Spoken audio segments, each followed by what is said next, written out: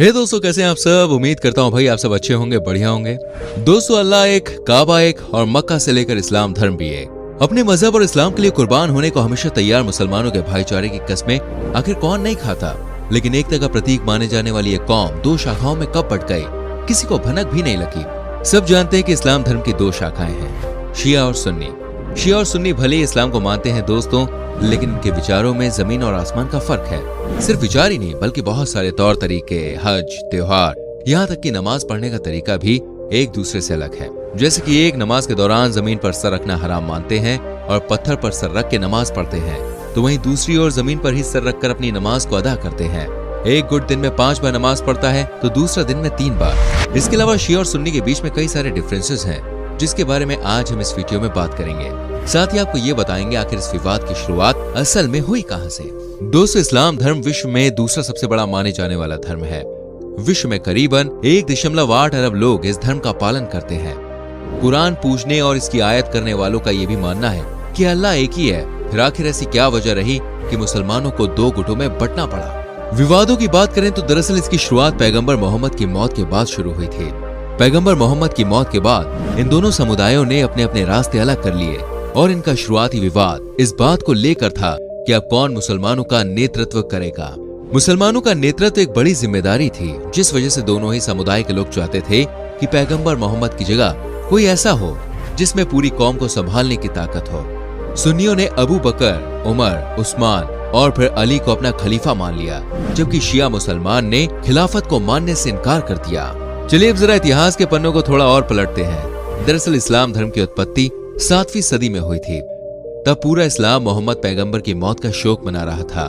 पैगंबर की मौत इसलिए भी ज्यादा चिंता का विषय थी क्योंकि अपने जीवित रहते उन्होंने अपना कोई उत्तराधिकारी नहीं चुना था। यही कारण था कि लोगों ने खुद ही मुस्लिमों का नेतृत्व करने के लिए पैगंबर का उत्तराधिकारी चुनने का फैसला किया। कुछ लोगों का मानना था कि अबू बकर नाम के एक व्यक्ति को इस्लाम और मुस्लिमों के नेतृत्व की जिम्मेदारी मिले, जबकि दूसरा गुट इसके खिलाफ था। दूसरे गुट के लोगों का मानना था कि अली इब्न तालिब को मोहम्मद का प्रचारक बनाया जाए। अबू बकर के साथ ज्यादा लोगों का मत था, इसलिए उसे इस्लाम का अगला उत्तराधिकारी चुना गया। अबू बकर को इसलिए भी जिम्मेदारी दी गई क्योंकि वो पैगंबर के सबसे करीब थे और वो ऐसे अरब थे जिन्होंने सबसे पहले मुस्लिम धर्म अपनाया था। अबू बकर के साथ खड़े लोगों का भी यही मानना था कि उन्होंने इस्लाम की तरक्की के लिए काफी कुछ किया है। एक तरफ अबू बकर को उत्तराधिकारी घोषित कर दिया गया, तो वहीं दूसरी ओर एक ऐसा तबका भी था जो पैगंबर के भाई और दामाद अली के पक्ष में खड़ा हुआ दिखाई दे रहा था। इन लोगों का मानना था कि पैगंबर अली पर काफी भरोसा करते थे और यही वजह थी कि उस समय एक गुट का मानना था कि अली को ही इस्लाम और पैगंबर का अगला उत्तराधिकारी होना चाहिए।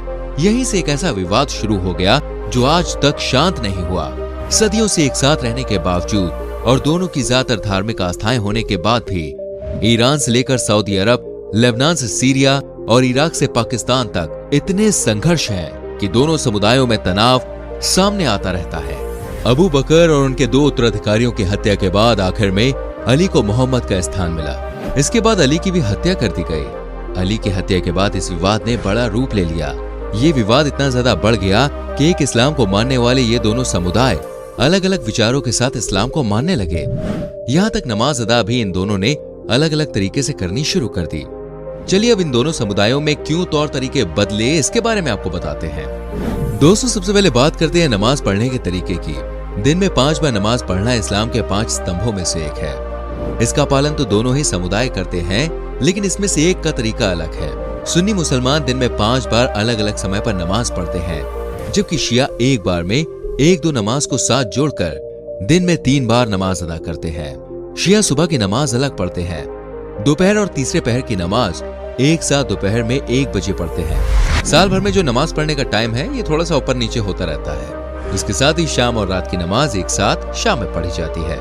लेकिन ये तरीका आज तक सुन्नी को समझ में नहीं आया। सुन्नी को नमाज पढ़ने का ये तरीका हमेशा गलत लगा, जबकि शिया मुसलमानों को इस तरह से नमाज पढ़ना हमेशा से सही लगता आया है।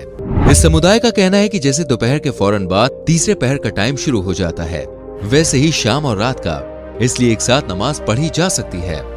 नमाज पढ़ने के तरीके ने दोनों को अलग अलग खड़ा कर दिया। नमाज के समय के अलावा दोनों के बीच नमाज पढ़ने के तरीके में भी अंतर है। सुन्नी मुसलमान हाथ बांध कर नमाज पढ़ते हैं और शिया मुसलमान हाथ छोड़कर नमाज पढ़ते हैं। सुन्नी का मानना है कि उनका नमाज पढ़ने का तरीका मोहम्मद साहब की नमाज के पढ़ने के तरीके से मिलता है, जबकि शिया अपने तरीके को मोहम्मद साहब का तरीका बताते हैं। इतना ही नहीं, कब्र पर भी नमाज पढ़ने को लेकर सुन्नी और शिया में बहस छिड़ी रहती है। सुन्नी कब्र पर कभी भी नमाज नहीं पढ़ते, उनका कहना है कि इससे अल्लाह नाराज हो जाते हैं, जबकि शिया का कहना है कि कब्र पर नमाज पढ़ने से उनके पूर्वज खुश होते हैं और उन्हें आशीर्वाद देते हैं। अब बात करते हैं दोस्तों त्योहारों की। मुस्लिम्स को आपने मुहर्रम मनाते हुए देखा होगा। इस त्योहार को खुशी का नहीं बल्कि मातम का त्योहार माना जाता है। इस्लामिक कैलेंडर में साल का पहला महीना मुहर्रम का ही होता है। मुहर्रम में शिया हुसैन की शहादत में पूरे 2.25 महीने शोक मनाते हैं। इस दौरान वो लाल, गुलाबी, पीले कपड़े नहीं पहनते। मुहर्रम को गम का महीना कहते हैं क्योंकि ये इमाम अली के बेटे हुसैन की शहादत का इस्लामी महीना है। इस महीने की 10 तारीख को करबला में हुसैन का कत्ल कर दिया गया था। हुसैन के साथ करबला में जो बर्बरता हुई, उनके बच्चों साथियों का जिस तरह से सड़कों पर कत्लेआम कर दिया गया, उसी को याद करके शिया सड़कों पर ताजिया निकालते हैं, खुद को खंजर से जख्मी करते हैं और जुलूस निकालते हैं। जुलूस में या हुसैन का नारा लगाते हुए वो इस बात पर जोर देते हैं कि हुसैन ने इस्लाम की रक्षा के लिए अपनी जान दी और उनके सम्मान में वो मातम मना रहे हैं। जबकि सुन्नी ये सब नहीं करते और शियाओं का मातम मनाकर ताजिया निकालने को गलत बताते हैं। सुन्नी मुस्लिम्स मुहर्रम महीने में 2 यानी 9वें और 10वें दिन या फिर 10वें और 11वें दिन रोजा रखते हैं। इस बात पर थोड़ा और जोर देते हुए आपको बता दें कि अशूरा के दिन 2 पर्व होते हैं। एक को सुन्नी मुस्लिम्स मनाते हैं और दूसरे को शिया मुस्लिम्स।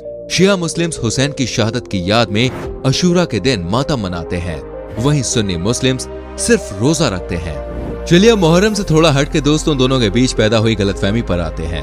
आप लोगों ने कई बार देखा होगा कि किसी से केवल सुना है शब्द किस तरह के विवाद को जन्म दे सकता है। शिया और सुन्नी के बीच मतभेद इसका सबसे बड़ा उदाहरण है। सुन्नियों का कहना है कि उन्होंने सुना है कि शिया खाने में थूक कर खाते हैं।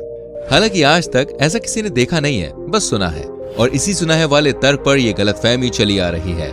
इसी वजह से सुन्नी शिया के घर का खाना नहीं खाते। सुन्नी और शिया में कड़वाहट इतनी है कि दोनों एक दूसरे से शादी करना सबसे बड़ा हराम मानते हैं। दरअसल शिया और सुन्नी विचार, सिद्धांत, कानून और परंपरा के मामले में एक दूसरे से अलग हैं। दोनों समुदाय के बीच शादियां ना होने की वजह सिर्फ इतनी है कि शिया शुरू के 3 खलीफा को बिल्कुल नहीं मानते हैं तो बस अली को।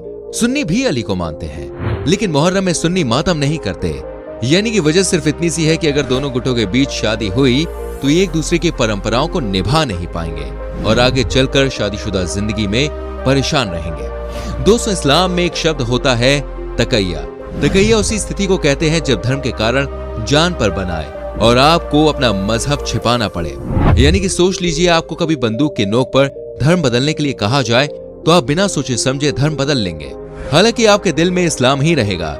ये स्थिति तभी आती है जब मुसलमानों पर अत्याचार हो रहा हो, लेकिन तकैया में हर कोई विश्वास नहीं रखता। शिया तकैया को मानते हैं, जबकि सुन्नी इसके सख्त खिलाफ हैं। उनका मानना है कि अपना धर्म बदलने से अच्छा है अपनी जान दे दो। लेकिन सुन्नी ये मानते हैं कि अगर कोई आपको जबरदस्ती शराब और मीट का सेवन करने को बोल रहा है तो तकैया का इस्तेमाल किया जा सकता है। मुसलमानों में ज्यादा संख्या सुन्नियों की है दोस्तों, जो कुल मुस्लिम आबादी का 85% से 90% है। हाल ही में किए गए एक रिसर्च में ये बात पता चली है कि करीबन 40% सुन्नी मुसलमान शिया को असली मुसलमान ही नहीं मानते। सुन्नी मुख्य रूप से इंडोनेशिया, चीन, सऊदी अरब, पाकिस्तान आदि देशों में रहते हैं। शिया मुस्लिम जो मुस्लिम धर्म के 10 से 13% लोग हैं, ये मुख्य रूप से इराक, ईरान, अजरबैजान और बहरीन में रहते हैं। भारत में रहने वाले 17 करोड़ मुस्लिम्स में से सबसे ज्यादा आबादी सुन्नी मुसलमानों की है। देश में तकरीबन 15 करोड़ सुन्नी हैं और 2 करोड़ शिया मुस्लिम्स रहते हैं। शिया मुसलमान भारत में बड़ी मात्रा में रहते हैं, दिल्ली, हैदराबाद और लखनऊ के इलाके में। अच्छी बात यह है कि आजादी के बाद से भारत में रहने वाले शिया और सुन्नी मुसलमानों में कोई बड़ा विवाद देखने को मिला नहीं है। तो दोस्तों, ये थे शिया और सुन्नी गुटों के मुख्य अंतर। उम्मीद करते हैं आपको हमारी आज की वीडियो जरूर पसंद आई होगी। हमें नीचे कमेंट करके बताएं आज की वीडियो में आपको सबसे अच्छी बात कौन सी लगी। वीडियो को लाइक करें, शेयर करें और साथ ही आने वाली वीडियोस को देखने के लिए चैनल को सब्सक्राइब करके बेल आइकन प्रेस करें, जिससे आने वाली वीडियोस के नोटिफिकेशंस आपसे बिल्कुल भी मिस ना हो। मिलते हैं आपसे अगली वीडियो में। Till then bye bye, take care.